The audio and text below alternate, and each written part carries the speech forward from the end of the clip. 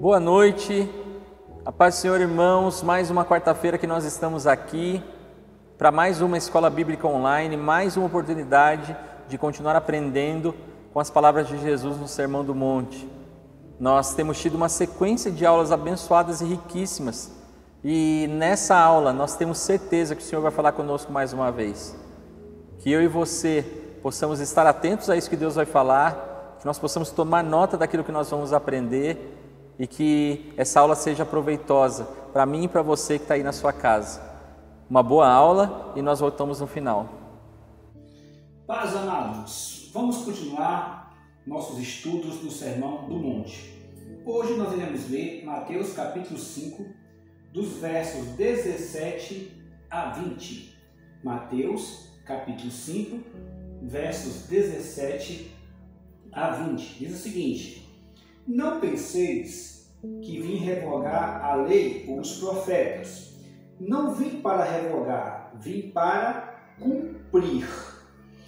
Porque em verdade vos digo, até que o céu e a terra passem, nem um i ou um tio jamais passará da lei, até que tudo se cumpra. Aquele, pois, que violar um destes mandamentos, posto que dos menores, e assim ensinar aos homens, será considerado mínimo no reino dos céus. Aquele, porém, que os observar e ensinar, esse será considerado grande no reino dos céus. Porque vos digo que se a vossa justiça não exceder em muito a dos escribas e fariseus, jamais entrarei no reino dos céus. Jesus está iniciando a terceira parte do Sermão do Monte. É importante você lembrar sempre que o Sermão do Monte é dividido em 7 partes ou 7 quadros, como eu uso geralmente a palavra quadros, mas outros pregadores, outros pastores usam partes, usam seção, não importa. Você tem que entender que o Sermão do Monte ele está dividido em 7 partes, 7 quadros, 7 seções. E neste momento, do versículo 17 ao 20, Jesus está iniciando a terceira seção, a terceira parte do Sermão do Monte, o terceiro quadro. Se você lembrar, o primeiro quadro ele tratou do caráter do cristão, que foi Mateus capítulo 5, do 3 ao 12, onde ele falou aquelas bem-aventuranças. E nas bem-aventuranças, ele está tratando do caráter do cristão. Feliz você se você for assim. Felizes os humildes, felizes os que choram, felizes os mansos. Então ele está tratando do caráter do cristão, aquilo que o cristão é. No segundo quadro, que foi dos versos 13 a 16, que foi a pregação passada, ele tratou da influência do cristão. Uma vez que você é assim, você tem que influenciar assim. Então ele tratou da influência do cristão, dizendo que o cristão para este mundo é sal da terra e luz do mundo. Não são terra, vocês não são a terra, vocês não são o mundo. Vocês são o sal da terra e vocês são a luz do mundo. A influência de vocês nesse mundo tem que ser nesta base, de sal e de luz. Agora, ele muda para a terceira parte do seu sermão e vai tratar da justiça do cristão. A partir daqui, Jesus vai tratar de temas usuais da nossa vida cotidiana, do nosso dia a dia, da nossa vivência, mas que é muito mal interpretado, tanto por não cristãos, infelizmente também por cristãos. Então ele vai tratar aqui da justiça do cristão. Como é que o cristão deve agir em relação à justiça? Como é que o cristão deve se comportar na sua vida, no seu dia a dia, em relação a esse tema tão importante de justiça, das coisas justas, de como exercer sua justiça, de como viver a justiça. Se você prestar bem atenção, até aqui no Sermão do Monte, Jesus começou o seu Sermão do Monte na terceira pessoa. Por exemplo, versículo 3, né? Bem-aventurados os humildes de espírito, porque deles é o reino do céu. Na terceira pessoa, eu, tu, eles. Então ele começou na terceira pessoa. Na sessão anterior, ele voltou para a segunda pessoa. E eles são assim. Você tem que ser assim. Eles são assim. Mas você tem que ser assim. Por exemplo, no versículo 3, né? Vós sois o sal da terra, você. E agora ele muda para a primeira pessoa, né? Uma fórmula dogmática, né? Ele mudou agora para a primeira pessoa, falando dele, né? Que é a sua fórmula dogmática, a sua doutrina. Não penseis que vim revogar a lei ou os profetas. Não vim para revogar, vim para cumprir. Muito bem. Essa curiosidade tem motivos de ser. Jesus falara do caráter do cristão e sobre sua influência que este teria no mundo caso manifestasse tal caráter. Você lembra que eu falei? Para ser sal da terra tem que ser sal mesmo, não pode ser insípido. Para ser luz do mundo tem que ser luz verdadeira, não pode ser luz falsa, certo? Não pode ser fogo estranho. Tem que ser fogo do Espírito, não fogo estranho. O fogo do Espírito ilumina as trevas do mundo, o fogo estranho não. Então ele teria que manifestar esse caráter. A justiça que ele vai tratar aqui, se você prestar bem atenção, ele já tinha citado. Lá no versículo 6. Quando ele diz que bem-aventurados que têm fome e sede de justiça, porque serão fartos.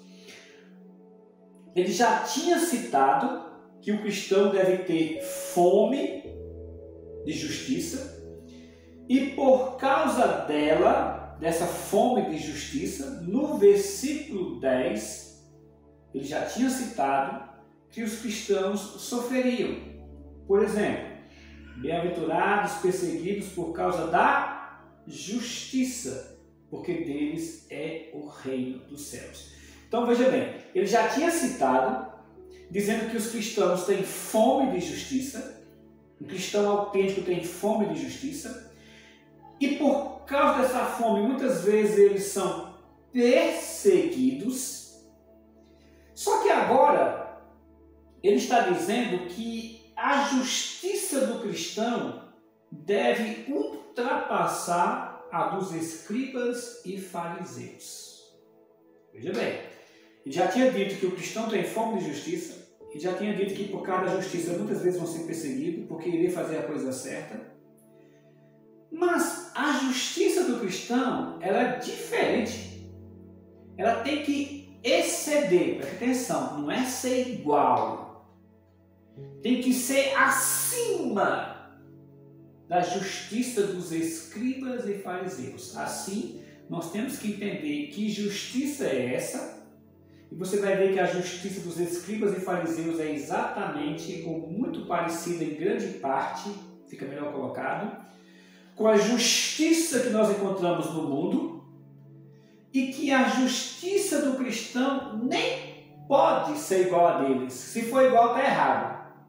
Tem que ser muito, a palavra exceder tem que ser muito acima dessa justiça. Em outros termos, ele está dizendo que o desejo do cristão, que era a fome, quando você está com fome, você deseja comer. O desejo do cristão pela justiça, a fome pela justiça, o seu desejo.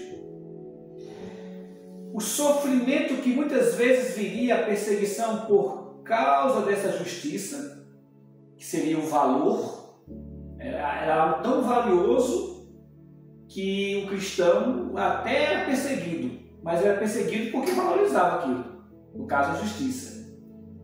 E agora ele está falando do padrão. Veja, se antes ele falou da fome de justiça, o desejo, perseguidos por causa da justiça, o valor, agora deve ultrapassar a dos escribas e fariseus, é o padrão da justiça que ele vai então tratar agora. E como é que deve ser este padrão? Então vamos lá.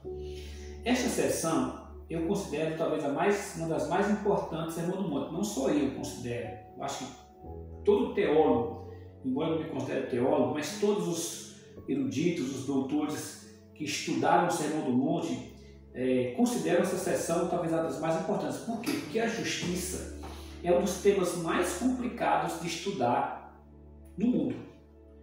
E se você olhar a justiça do mundo, não vai muito longe não, olha para a justiça do nosso país, sabe, os compêndios e compêndios, os tribunais e tribunais, os juízes e juízes, os advogados, você vai ver que realmente é uma matéria que deveria ser revista e estudada melhor, porque com tudo isso aí você está vendo como é que está. Então, esta seção é uma das mais importantes, porque define a justiça da perspectiva cristã. Não só define a justiça da perspectiva cristã, como também mostra a relação entre o Novo Testamento e o Velho Testamento. Essa seção aqui é uma seção muito boa, porque mostra muito claramente a relação entre o Antigo Testamento e o Novo Testamento. Que eu já venho falando. Que o Novo Testamento, como muitos pensam, não é que ele anula o Antigo Testamento, não. Não é que o Novo Testamento é uma nova revelação e o Antigo Testamento é uma velha revelação e que uma coisa, nada. Tudo que Jesus está ensinando aqui no Sermão do Monte já estava revelado no Antigo Testamento, como eu tenho mostrado aqui para vocês. Infelizmente, muitos professores, muitos pastores de teologia não veem isso. Mas eles estão errados, meus irmãos. Muitos ensinam esse abismo entre o Antigo Testamento e o Novo Testamento. Muitos chegam até a citar que existem dois deuses, o Deus do Antigo Testamento e o Deus do Novo Testamento. Que o Deus do Antigo Testamento não tem nada a ver com o Deus do Novo Testamento. O Deus do Antigo Testamento é iracundo, é irado, o Novo Testamento é gracioso. O Deus do Antigo Testamento é duro, inflexível, o do Novo Testamento é gracioso, é bondoso. Não! A compreensão destes homens, dessas academias, dessas escolas é que está errada. Eu tenho mostrado aqui para os meus amados irmãos que o que Cristo tem ensinado no Novo Testamento já estava revelado no Antigo Testamento. Se houve uma deturpação, se entenderam errado, não foi Deus e muito menos Jesus. Isso é outra história. Mas o que o Novo Testamento ensina já está no Antigo Testamento. Tanto é que Jesus, todo o seu ensino, ele apoiou em quê? Na palavra de Deus. Que palavra de Deus? A Bíblia, que era para eles no Antigo Testamento, no Novo Testamento, no tempo de Cristo. O Novo Testamento foi escrito depois de Cristo.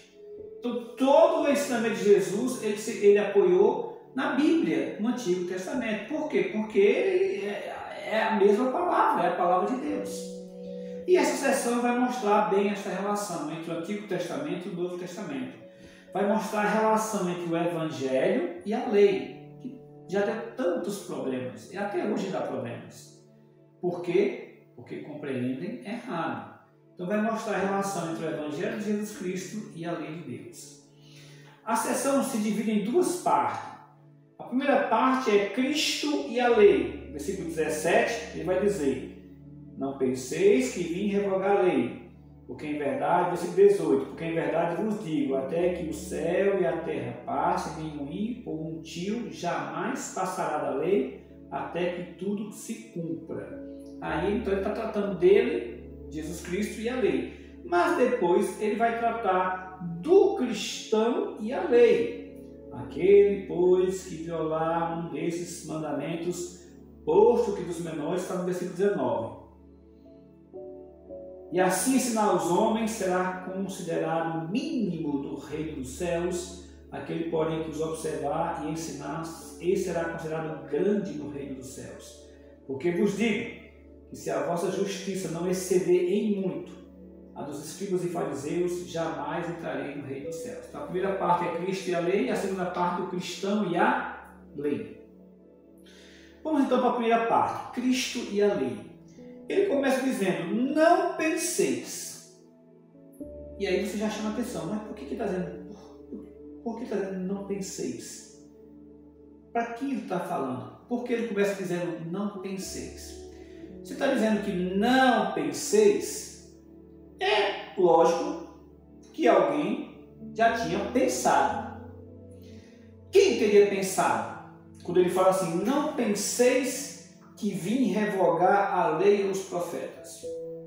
Os teólogos mais tradicionais, mais confiáveis, dizem que Jesus aqui já está respondendo algumas controvérsias que já tinham se levantado contra seu ministério. Controvérsias da classe religiosa, dos líderes, das pessoas acadêmicas do tempo de Jesus Cristo, dos escribas e dos fariseus. Pode ser que algumas pessoas já estavam olhando para Jesus Cristo e comparando a sua palavra e as suas atitudes com o Antigo Testamento e achando discrepância no que Jesus dizia e fazia em relação ao ensino do Antigo Testamento que eles entendiam como certo. Veja bem, não é que havia discrepância no que Cristo dizia e no que Cristo fazia. A interpretação deles do Antigo Testamento estava errada. E eles viam a discrepância não porque Cristo estava errado, mas porque eles estavam errados. Então alguns acham que quando Jesus diz não penseis que vim revogar a lei ou os profetas, é porque as pessoas estavam já acusando Jesus de não estar cumprindo a lei de Deus e os profetas. Por exemplo, a controvérsia do sábado. Marcos 2, por exemplo, Marcos capítulo 2, versículo 23. Logo no início do seu ministério, Marcos 2, 23, ora, aconteceu atravessar Jesus em dia de sábado as searas e os discípulos, ao passarem, colhiam espigas. Marcos 2, 23. Vamos para o 24 agora. Advertiram-no os fariseus, vê, porque fazem o que não é lícito aos sábados. Mas ele lhes respondeu, nunca lestes o que fez Davi, quando se viu em necessidade, teve fome, ele e os seus companheiros? Como entrou na casa de Deus, no templo do sumo sacerdote Abiatar, e comeu os pães da proposição, os quais não é lícito comer, senão ao sacerdote, e deu também aos que estavam com ele? Então, provavelmente, quando ele diz isso aqui, Jesus, falando de Jesus Cristo em relação à lei, ele falou porque já havia uma controvérsia de que Jesus estava quebrando a lei. Marcos capítulo 3, versículo 6, se repete a mesma controvérsia. Marcos capítulo 3, versículo 6. Retirando-se os fariseus, conspiravam logo com os herodianos contra ele em como lhe tirariam a vida. Marcos 3, 6. Ou seja, havia essa controvérsia. Então, quando Jesus diz assim, olha, não pense vocês, por quê? Porque havia uma pregação acusando Jesus de não cumprir a lei, de não cumprir os profetas, de estar quebrando a lei de Deus. Quando, na realidade, ele não estava quebrando a lei de Deus, estava quebrando a lei dos homens, que os homens inventaram. Falei isso uma vez com um adventista, né? Diz, olha, se Jesus Cristo estivesse vivendo hoje na terra, vocês estariam entre aqueles que iriam apedrejar Jesus por curar e trabalhar. Não, isso é um absurdo não. Pelo que vocês pregam, eu tenho certeza absoluta que se Cristo estivesse hoje na terra, vocês estariam entre aqueles que iriam pedir a cabeça de Jesus Cristo para crucificar. Porque isso que vocês ensinam não são ensinos de Deus, e sim dos homens. Claro que vocês têm poder, claro que vocês têm dinheiro, claro que vocês têm mídia, televisão para tudo quanto é lado, rádio em todo o país. Agora, recentemente, compraram uma rádio aqui em Taubaté. Vocês têm esse poder de divulgação. Então, se Cristo estivesse aqui e pregasse, vocês seriam os primeiros apedrejados, porque ele ia fazer o contrário do que vocês ensinam para fazer no sábado.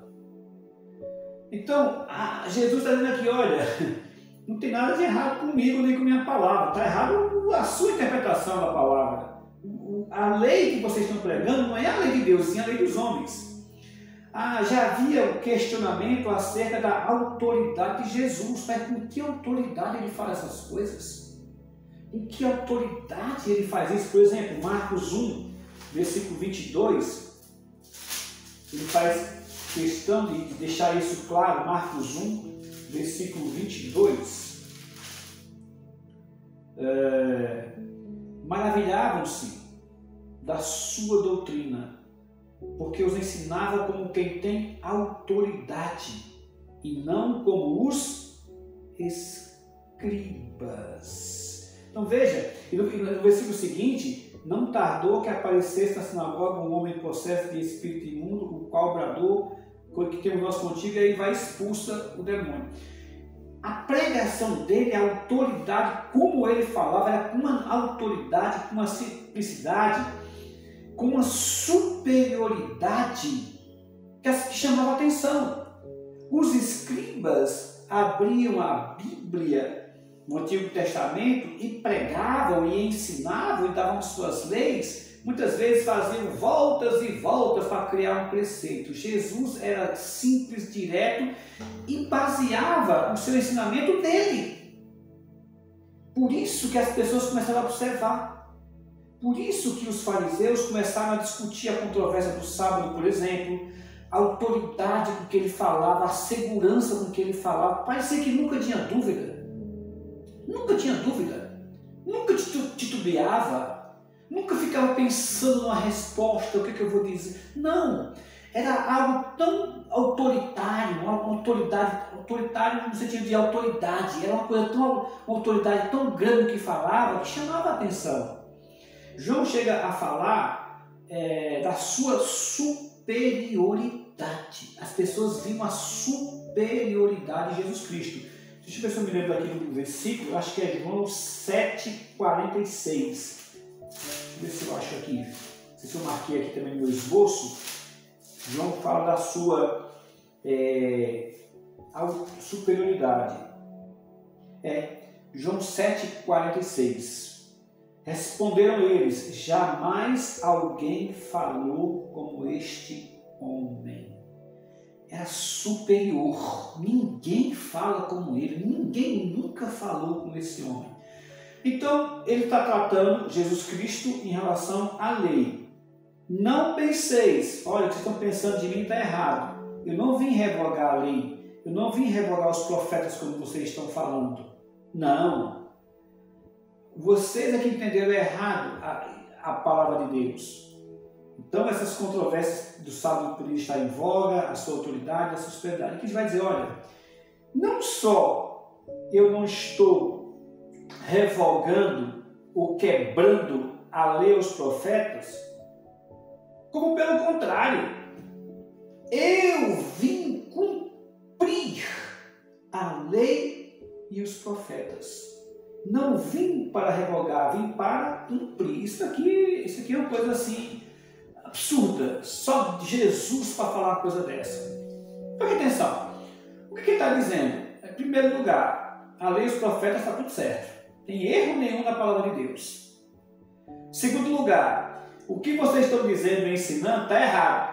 É lei de homens o que vocês fizeram. Pior, ninguém, até hoje, ninguém, nem os maiores santos de Deus, ninguém de Abel até hoje cumpriu a lei de Deus. Eu vim cumprir. Tenta imaginar, irmãos, um discurso desse num povo que tinha seus heróis como santos, como pessoas em alta conta com Deus, como por exemplo Moisés, Abraão, os patriarcas, Davi, Josué e tantos outros, Samuel. Nenhum deles cumpriu. Quem vai cumprir sou eu. Então isso talvez não cause impacto em você hoje, mas naquela cultura, as pessoas ficaram, não é possível. Quem é esse homem que fala com tamanha autoridade, com tanta superioridade, com tanta convicção? E o pior, está colocando todos os grandes homens da história dos hebreus, os homens que falaram com Deus, que Deus deu a revelação, Isaías, Jeremias, os profetas, os patriarcas, está dizendo que eles não são sequer, nem abaixo deles, é muito abaixo deles, porque eles nem cumpriram, ele que vai cumprir a lei de Deus. Então isso aqui foi um impacto. E o mais incrível ainda, meus irmãos, é que se você prestar atenção, ele vai dizer o seguinte, ó, eu vim cumprir. A palavra cumprir aqui na língua grega é a palavra plerose.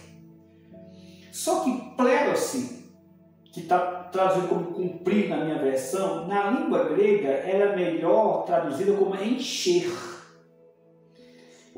Cristo está dizendo, eu vim encher, eu vim cumprir, levantando, enchendo, demonstrando que a lei de Deus é muito mais do que vocês pensam. Então a palavra é melhor como encher. Em outras passagens aqui da Bíblia, essa mesma palavra é traduzida de maneira diferente. Por exemplo, Mateus 13, dá só um exemplo para você. Mateus 13, 48. E falando sobre o reino dos céus, que é semelhante a uma rede que lançada ao mar recolhe o peixe de toda espécie. Ele diz nesse 48. E quando, a rede, né? E quando já está cheia, é a mesma palavra que aparece aqui, cumprir. Ou seja, ele está querendo dizer o seguinte, eu não só vim cumprir, como eu vim encher, preencher a lei de Deus. E eles, é claro, entenderam o que Cristo estava querendo falar. Aí ele faz uma comparação. Eu vim cumprir a lei de Deus de tal maneira, no versículo 18, porque em verdade vos digo, até que o céu e a terra passem, nenhum i ou um tio jamais passará da lei até que tudo se cumpra. Jesus está usando aqui uma expressão, creio eu que foi ele que criou, porque eu não conheço essa expressão em nenhum outro lugar, nunca ouvi falar dessa expressão em literatura secular antes ou depois de Cristo, a não ser na boca de Cristo. Ele está pegando a menor letra do alfabeto grego, que seria em português o nosso I. É o nosso I em português, só que na língua grega o I é bem pequenininho, é chamado iota. O iota da língua grega e o menor acento do hebraico, que é o keraia. Keraia, no hebraico, o hebraico usa muitos acentos, né, para poder mudar o som e a palavra, né? E se você vê uma letra hebraica, dificilmente toda letra hebraica você vai encontrar ela com vários acentos. O tio que está traduzido aqui na minha Bíblia, nem um i, nem um tio, esse tio aí seria, em português, o pingo da letra I, aquele pinguinho que você coloca na letra I, que em hebraico é o keraia, o acento. Ele está dizendo, ó, nem a menor letra do alfabeto grego, o iota, nem o pinguinho, aquele pingo do acento do hebraico, o keraia, aqueles pingozinhos, vai ficar sem ser cumprido. Porque nem um i, nem um tio jamais passará da lei até que tudo se cumpra. Isso mostra a importância da lei de Deus para Jesus Cristo, para nós. Está dizendo, não, a lei está correta. A palavra de Deus, a lei aqui seria todo o Antigo Testamento, que eles resumem na palavra lei, a Torá. A lei está correta. Não tem nada errado com o Antigo Testamento e com a lei de Deus. Nada. Tanto é que vai ser cumprida do i ao tio. Essa lei perfeita, como eu já disse para os meus amados irmãos, já era falada isso no Antigo Testamento. Por exemplo, Salmo 19, 7. Nós temos uma canção em hebraico que se cantava exaltando justamente a perfeição da lei. Salmo 19, 7. A lei do Senhor é perfeita e restaura a alma. Os testemunhos do Senhor é fiel e dá sabedoria aos simples. Se você for lá para o Salmo 119, que não dá tempo para a gente ler, é um salmo todo ele dedicado a quê? A perfeição da lei de Deus. É o que Cristo está dizendo aqui. Eis, eu e os meus seguidores, os meus discípulos, nós valorizamos a lei de Deus, a palavra de Deus, o Antigo Testamento. E eu, Jesus, estou aqui para cumprir esta lei. Essa lei, ela tem que ser cumprida, e essa lei, além do mais, ela é eterna, porque no Salmo 19, ele vai falar da eternidade dessa lei. É uma lei que não passará. Não tem começo, não tem meio, não vai ter fim. Essa lei, quando for cumprida, essa lei cumprida para a eternidade, porque a lei de Deus é eterna, só você ler o Salmo 119, que ele fala da eternidade da lei, o Salmo 119 do mesmo jeito. Essa lei que é eterna, quando for cumprida, vai gerar o renascimento grandioso do universo. Porque ele diz, olha, porque em verdade vos digo, versículo 18, porque em verdade vos digo, até que o céu e a terra passem, nenhum i ou um tio jamais passará da lei até que tudo se cumpra. Quando o tempo dos gentios, quando o tempo do homem na terra chegar ao fim, nós cristãos não estaremos cumprindo a lei de Deus, como alguns falam. A lei de Deus já foi cumprida em Cristo Jesus naquela cruz. Tanto foi cumprida que o direito de ter novo céu e nova terra já foi conquistado. Por isso que Cristo, quando fala no Apocalipse de novo céu e nova terra, ele fala que já comprou, já conquistou. Para Deus já está resolvido, porque ele é atemporal. Deus não vive preso no tempo e no espaço. Para nós cristãos ainda vai chegar, porque nós estamos no tempo cronos, no tempo humano, no tempo cronológico, que nós podemos contar, nós podemos medir. Mas para Deus, não. Assim, quando acabar a última faísca de esperança e graça para esse mundo caído, e Cristo dizer, ó, chega, e esses céus se rasgarem, como eu chamei aqui, o grandioso renascimento do universo, veja que é céu e terra. Jesus já comprou para nós o novo céu e a nova terra, ela vai passar.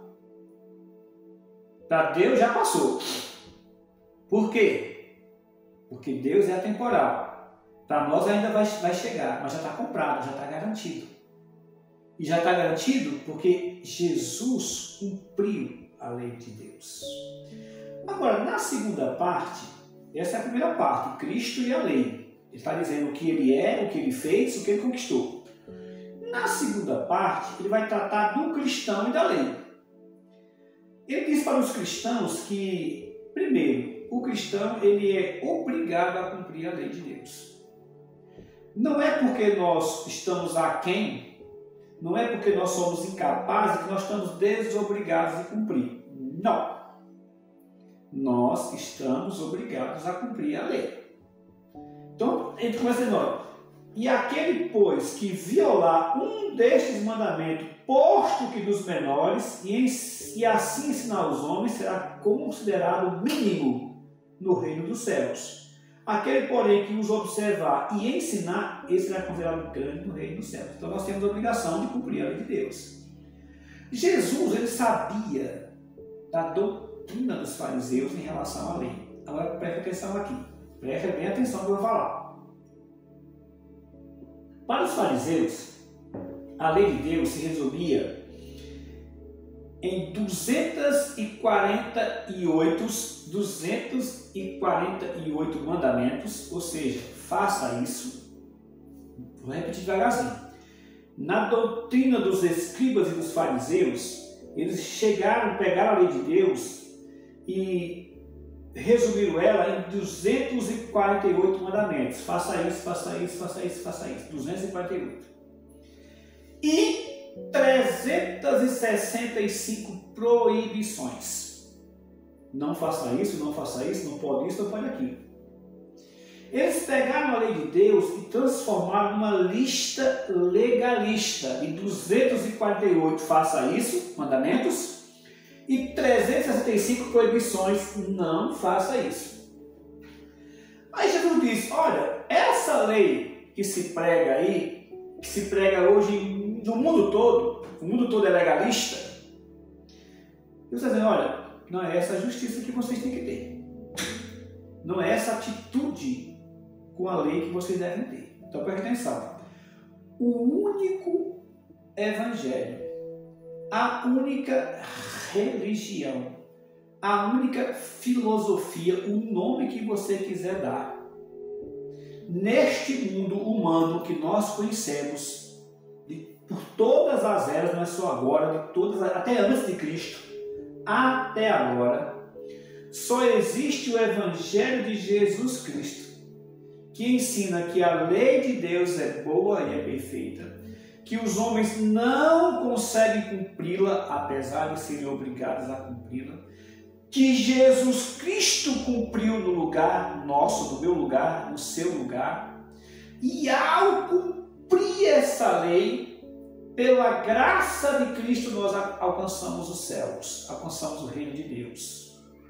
Em resumo, o Evangelho de Cristo ensina o que Cristo fez para que nós cheguemos até Deus, até a salvação. Todas as outras religiões, todas as outras filosofias, todos os outros sábios do mundo, todos, inclusive os escribas e fariseus, todos, ensinaram e ensinam e vão continuar ensinando o que você precisa fazer para chegar até Deus.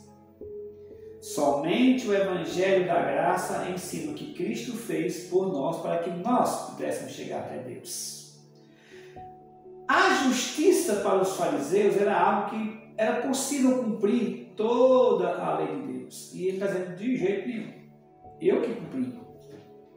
Mas a de vocês deve exceder a dos fariseus. Como exceder? Como é que se torna prerrogativa para o cristão exceder a justiça dos escribas e dos fariseus? Como conciliar isso? Eu vou ensinar para você aqui, preste atenção. Os fariseus, eles chegaram a mudar o sentido da palavra de Deus, da lei de Deus. Teve um herege do primeiro século chamado Marcion, que chegava a mudar exatamente as palavras para poder se adequar à sua doutrina. O primeiro grande herege do cristianismo, tal de Marcion. E os fariseus fizeram a mesma coisa. Os fariseus, por exemplo, em relação ao adultério, eles diziam que só era adultério se você praticasse o ato. E ainda assim havia outros excludentes. Por exemplo, se fosse um homem casado com uma mulher casada, era adultério. Mas se fosse um homem casado com uma prostituta, um homem casado com outra mulher, já não era adultério. É a mesma coisa que você conhece nesse mundo que nós vivemos, né? Tem a lei, aí lá vem as cláusulas, as exceções, como é que chama? Tem uma palavrinha que eles dão, uma palavrinha jurídica, né? Aquelas coisas que amenam o seu crime. Os fariseus fizeram a mesma coisa. E Cristo está dizendo, meu filho, a sua justiça tem que exceder a dos escribas e fariseus. Aí vem a pergunta, como assim? Que prerrogativa é essa aqui, da nossa justiça exceder a dos escribas e fariseus? Ele vai dizer, primeiro, a justiça do cristão excede porque é uma justiça do coração. Eu não faço isso ou faço aquilo porque está numa letra no papel. Mas sim porque há uma justiça colocada no meu coração. Mesmo que não tenha lei, mesmo que não tenha papel, mesmo que não tenha juiz, mesmo que não tenha penalidade, mesmo que não tenha risco do castigo, eu não vou fazer. Por quê? Porque a minha lei é a lei do coração. O meu coração segue a lei de Deus, a lei de Cristo. Eu não faço porque um tribunal diz isso ou um tribunal diz aquilo. Eu não faço porque eu tenho um compromisso com Cristo. Lembrando, daqui a pouco vão ter leis que vão contra, já existem várias leis que vão contra a palavra de Deus, por exemplo, aborto. E alguém vai dizer, não, mas não é crime não, se você quiser abortar, pode abortar. Mas sua mulher cristã vai dizer, olha, eu sei que não é crime, eu sei que é lei, e vão até te incentivar a fazer isso, mas a lei que eu sigo no meu coração diz que é errado, portanto eu não vou fazer. Mas você pode fazer, não, mas eu não quero fazer isso, para mim é errado, é pecado. Mas onde é que está errado? Aqui, ó, no meu coração, Jesus me ensinou isso aqui. Então excede porque é uma justiça do coração. Por exemplo, roubar. Um fariseu roubar só se você praticasse o ato. Para Jesus de jeito nenhum. Se você deseja uma cor do outro, e se pudesse ter a possibilidade de roubar, você roubaria, não rouba por causa do medo de ir para a cadeia, para Cristo você já é ladrão, você já roubou no seu coração. Se você tem ódio para uma pessoa, mas ódio a ponto de desejar que a pessoa morra, para a justiça dos homens, isso não tem problema nenhum. Para Cristo, você já matou a pessoa do seu coração. Então, é uma justiça que excede, não só dos escribas e fariseus, mas a justiça do mundo, porque é uma justiça do coração. Excede porque é uma justiça com a natureza divina. E, de novo, olha como o Antigo Testamento está de acordo com o Novo Testamento e vice-versa. Se você for lá em Jeremias 31, essa justiça já tinha sido profetizada e prometida. Jeremias 31. Eis aí vem dias, diz o Senhor, em que firmarei nova aliança com a casa de Israel e com a casa de Judá. Não conforme a aliança que fiz com seus pais no dia em que os tomei pela mão, para os tirar da terra do Egito, porque eles anularam a minha aliança, não obstante eu os havia desposado, diz o Senhor. Porque esta é a aliança que firmarei com a casa de Israel.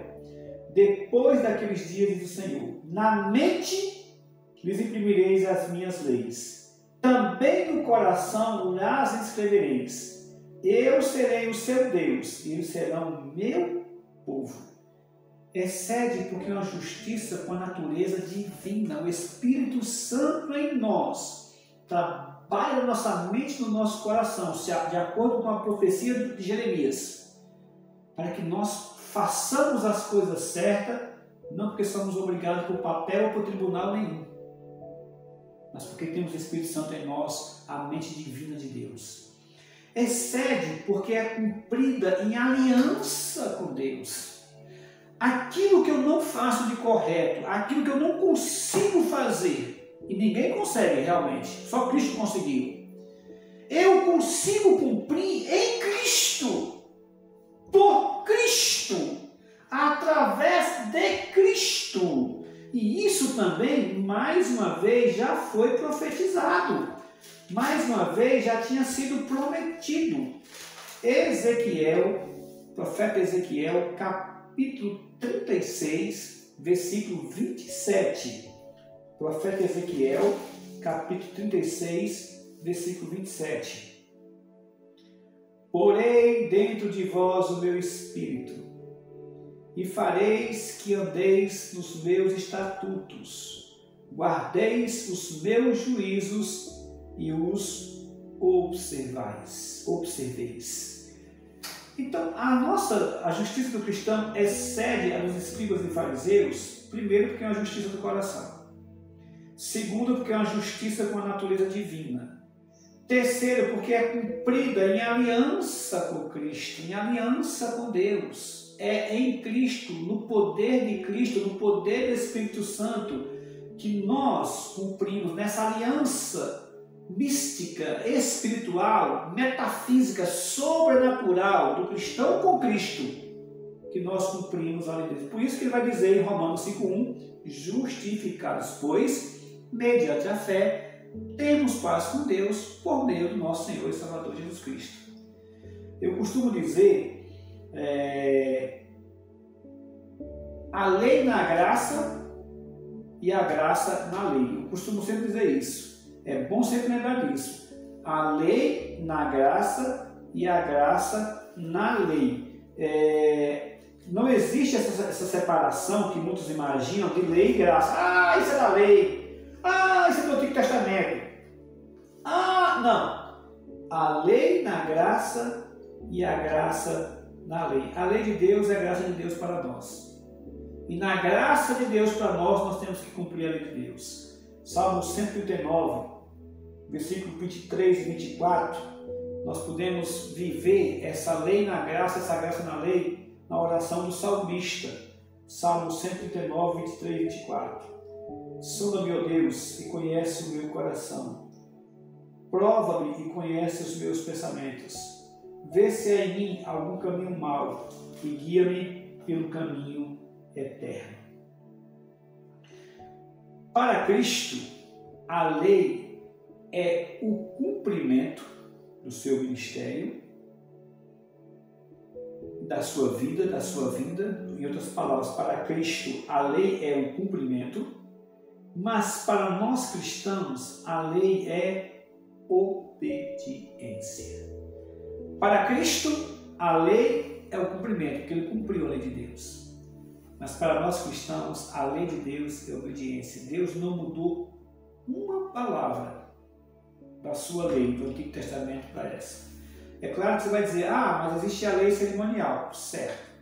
A lei cerimonial foi cumprida em Cristo. Por exemplo, nós não precisamos mais matar cordeiros, porque Cristo era o cordeiro perfeito.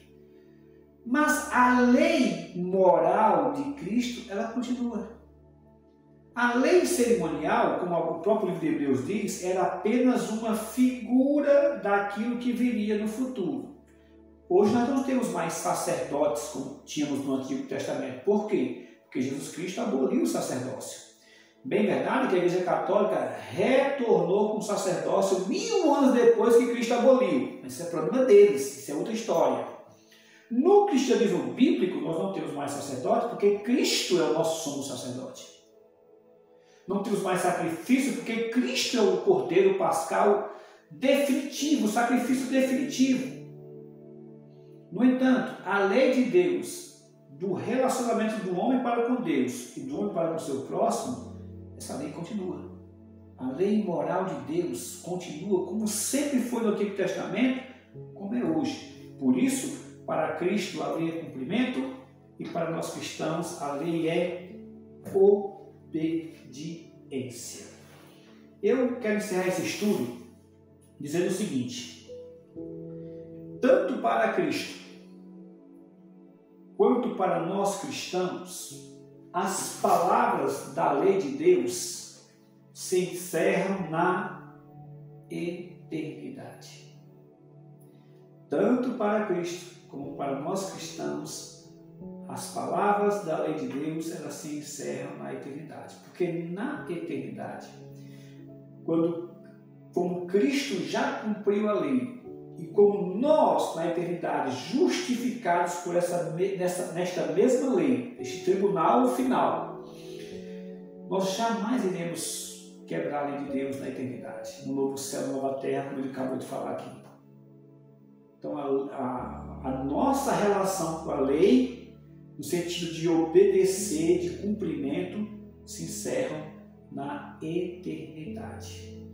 E eu concluo dizendo uma frase muito bela, que eu gosto muito, dos puritanos. Era um provérbio que os puritanos tinham. Eu não sei quem foi que criou esse provérbio puritano. Alguns dizem que foi John Owen, outros dizem que foi outra pessoa. Eu não tenho certeza de realmente quem foi que criou.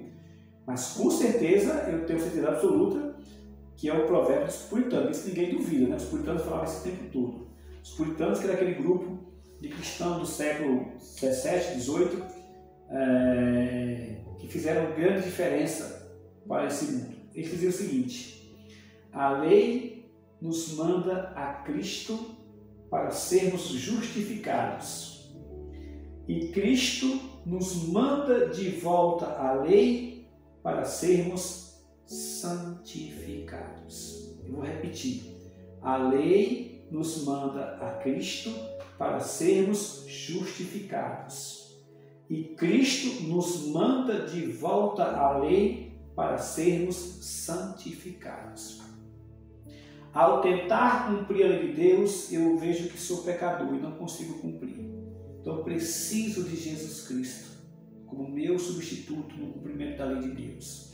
Cristo cumpriu a lei de Deus perfeitamente, do i ao tio, não ficou nada sem ser cumprido. Ao cumprir a lei de Deus, Ele comprou para mim a minha justificação por graça e misericórdia dele. Então estou justificado. Uma vez justificado diante da lei de Deus, em Cristo Jesus, Cristo diz para mim, Cristo olha para mim, olha para você e diz o seguinte: agora volte para tentar cumprir a lei de Deus o melhor que você puder. E quanto mais você cumprir a lei de Deus, você vai estar desenvolvendo a sua santificação. É por isso que não existe salvação sem santificação, e nem santificação sem salvação. A lei nos manda a Cristo para sermos justificados, e Cristo nos manda de volta a lei para sermos santificados.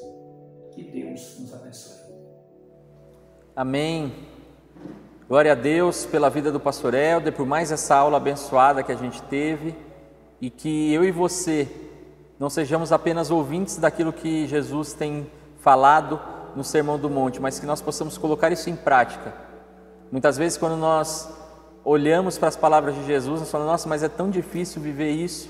Mas esse é o nosso desafio diário, é nos moldar de acordo com as palavras de Jesus, para que em breve nós possamos estar com Ele, caminhando eternamente em glória. Eu quero te incentivar a continuar participando da nossa programação semanal, continuar acompanhando os vídeos de quinta-feira que estão no ar a partir das 10 horas aqui no YouTube, participar da nossa reunião de oração presencialmente ou pela transmissão aqui também no YouTube. E no domingo nós temos as celebrações que acontecem às 10 horas, presencialmente com transmissão ao vivo, e também às 19 horas aqui no nosso canal do YouTube.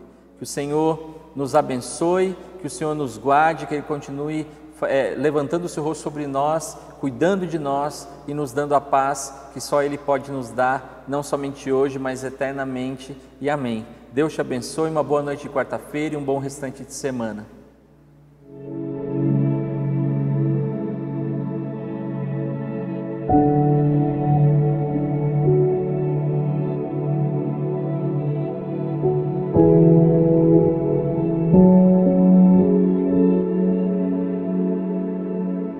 Thank you.